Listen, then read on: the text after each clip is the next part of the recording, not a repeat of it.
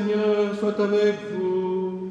Et avec votre esprit. Évangile de Jésus-Christ selon saint Luc. Gloire à toi, Seigneur. En ce temps-là, Jésus disait à ses disciples: un homme riche avait un gérant qui lui fut dénoncé comme dilapidant ses biens. Il le convoqua et lui dit: qu'est-ce que j'apprends à ton sujet? Rends-moi les comptes de ta gestion, car tu ne peux plus être mon gérant. Le gérant se dit en lui-même: que vais-je faire puisque mon maître me retire la gestion? Travailler la terre, je n'en ai pas la force. Mendier, j'aurai honte. Je sais ce que je vais faire pour qu'une fois renvoyé de ma gérance, les gens m'accueillent chez eux. Il fit alors venir un par un ceux qui avaient des dettes envers son maître. Il demanda au premier: combien dois-tu à mon maître? Il répondit: 100 barils d'huile. Le gérant lui dit: voici ton reçu, vite, assieds-toi et écris 50. Puis il demanda à un autre: et toi, combien dois-tu? Il répondit: 100 sacs de blé. Le gérant lui dit: voici ton reçu, écris 80. Le maître fit l'éloge de ce gérant malhonnête, car il avait agi avec habileté.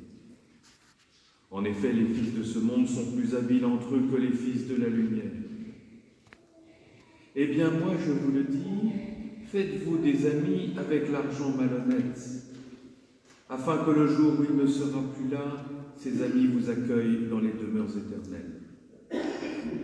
Celui qui est digne de confiance dans la moindre chose est digne de confiance aussi dans une grande. Celui qui est malhonnête dans la moindre chose est malhonnête aussi dans une grande.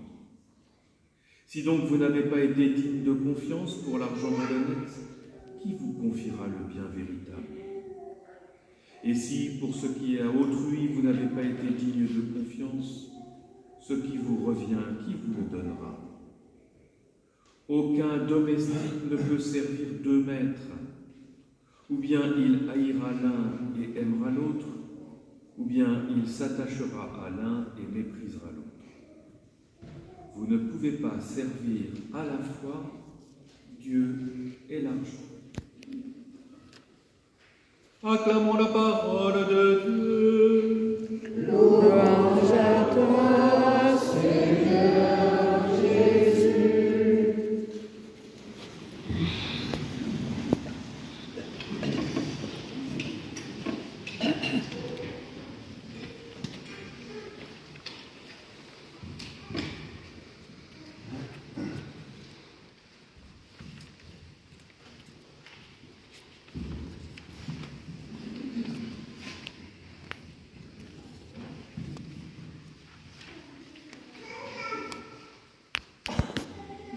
Bien-aimés de Dieu, dimanche dernier, notre mère l'Église nous donnait comme enseignement d'être dans une joie profonde lorsque nous vivons la grâce de la conversion.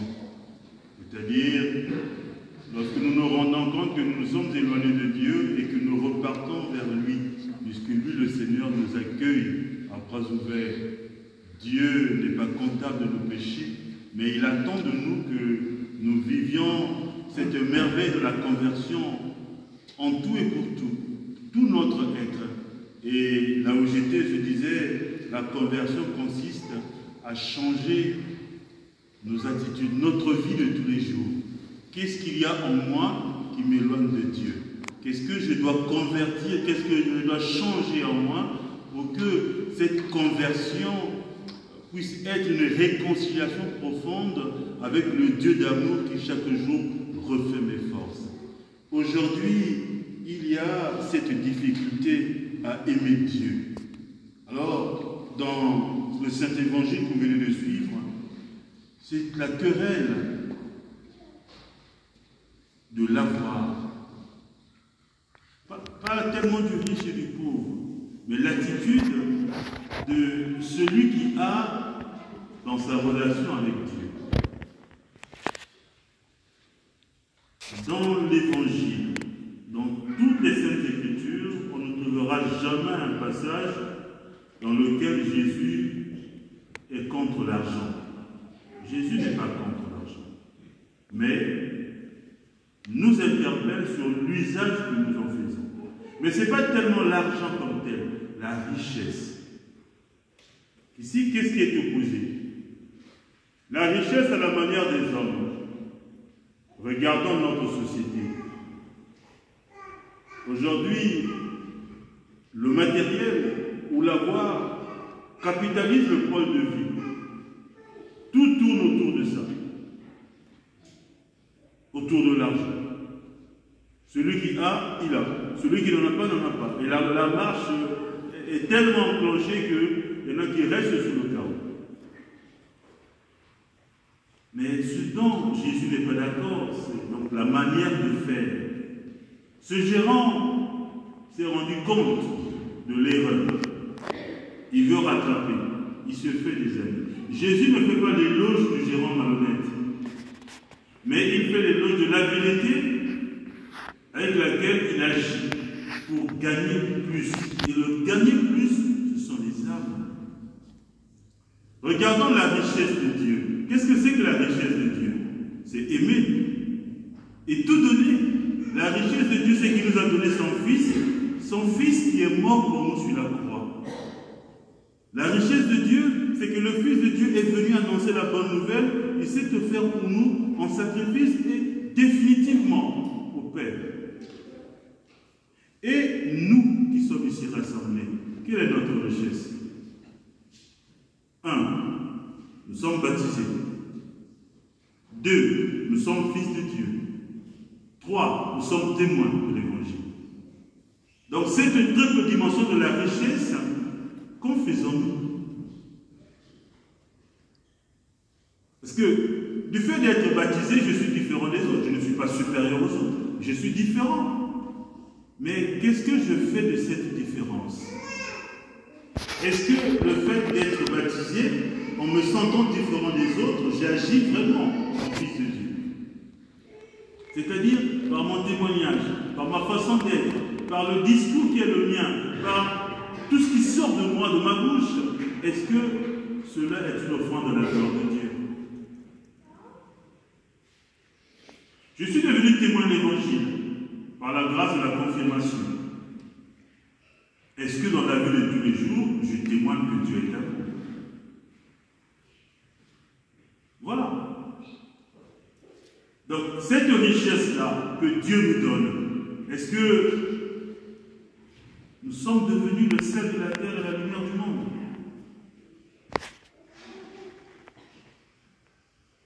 Prenons un autre registre. Chacun de nous a un don que Dieu donne. Les 7 dons de l'Esprit nous sont donnés. Mais chacun de nous a un charisme. Mais que faisons-nous de ce charisme? Personne ne peut dire qu'il n'a aucun don. Nous avons tous des dons. Soit la capacité de rassembler les gens, la capacité d'animer les autres, la capacité d'informer, la capacité de tenir éveillé. Chacun de nous a un don. Et chacun de nous a un charisme. L'éducation, l'enseignement, chacun de nous a un charisme. Mais que faisons-nous de ce charisme? Est-ce que nous nous disposons pour que l'Église grandisse? Est-ce que nous nous disposons pour que l'Église de Dieu aille de l'avant? Le charisme qui est le mien, qu'est-ce que j'en fais pour le bien de l'Église? Est-ce que par le don que Dieu me donne, par le charisme qui est le mien, j'arrive à gagner d'autres âmes à la gloire de Dieu?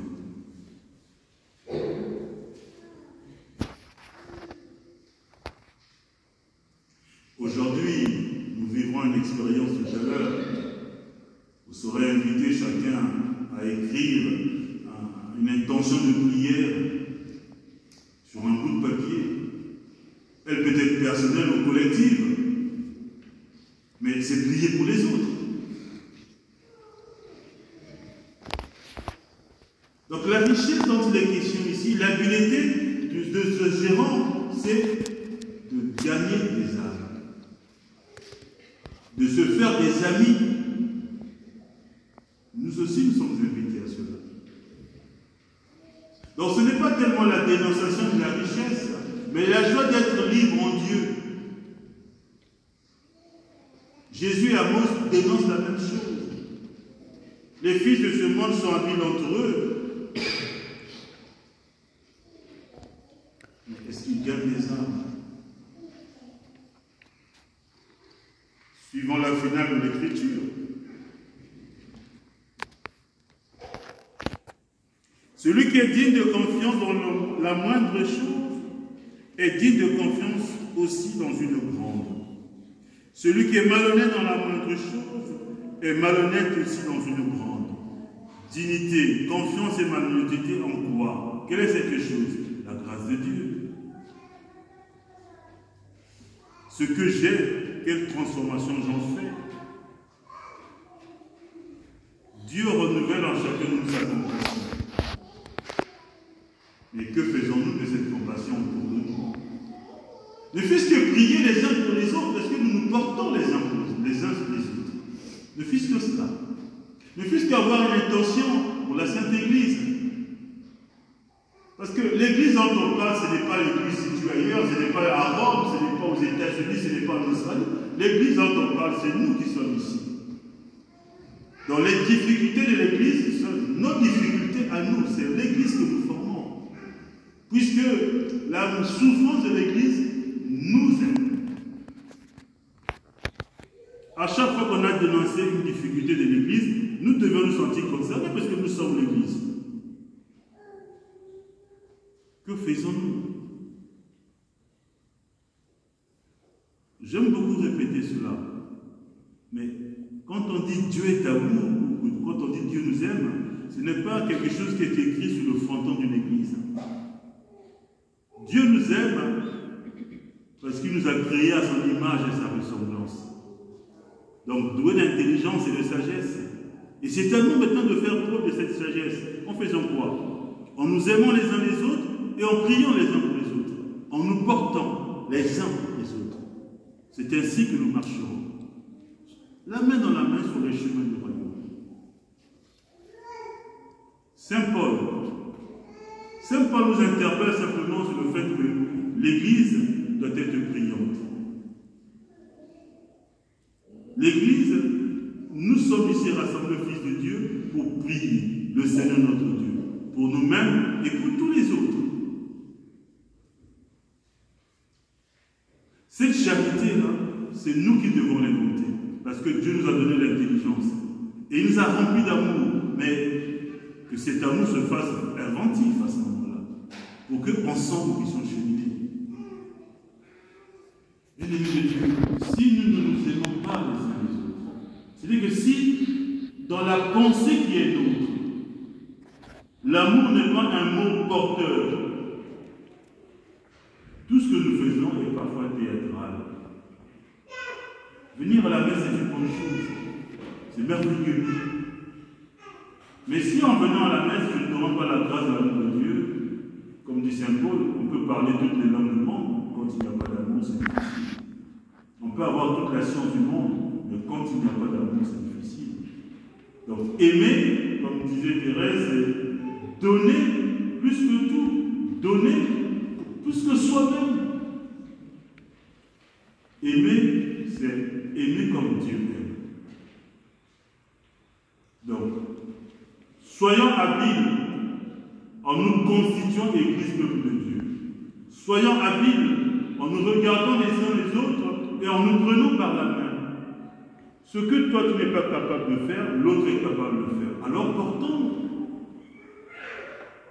Ce que je ne suis pas capable de dire, l'autre est capable de le dire. Alors je lui laisse la place pour avancer. Parce que c'est pour construire l'Église peuple de Dieu. La diversité des dons, c'est pour que l'unité règne. C'est-à-dire que chacun réfléchit autrement, mais le point de mire de ces réflexions-là, c'est l'amour de Dieu, que nous nous aimons, que nous marchons ensemble, que nous faisons grandir l'Église de Dieu, que l'Église aille de l'avant. Et je le dis encore, l'Église, ce n'est pas ailleurs, c'est nous qui sommes ici rassemblés. Voilà pourquoi, en cette année nouvelle qui va commencer, nous devions nous interroger. Qu'est-ce que je fais pour mon Église? Celui qui a peu à peu, mais donne quand même, dit le dicton de l'Église. Celui qui a peu, mais il donne quand même. Alors qu'est-ce que je donne? Un peu de temps pour bâtir l'Église. C'est-à-dire, dans quelle organisation de l'Église je peux me situer? Je n'ai pas beaucoup de temps, mais le peu de temps que j'ai, qu'est-ce que je donne à l'Église? Qu'est-ce que j'apporte? Demandons donc au Seigneur de nous remplir d'amour et de faire de nous des artisans de paix. Parce que, là encore, quand on n'a pas la paix en soi, on ne peut rien faire. Mais cette paix, c'est la joie de Dieu, qui, lorsque nous en sommes remplis, nous pouvons avancer sans tambour ni trompette, mais sans difficulté. Et nous avançons ensemble. Je redis encore une fois de plus, le prêtre que je suis, je n'ai pas plus de foi que vous tous, ce n'est pas possible. Chacun de nous a la foi, mais elle s'exprime différemment. C'est pas parce que moi je suis prêtre que j'en ai plus. Non, c'est totalement faux. Nous avons tous la foi. Vous avez la foi. Elle peut être plus grande que la mienne. L'important, c'est de savoir où est-ce qu'on en est dans cette relation avec Dieu.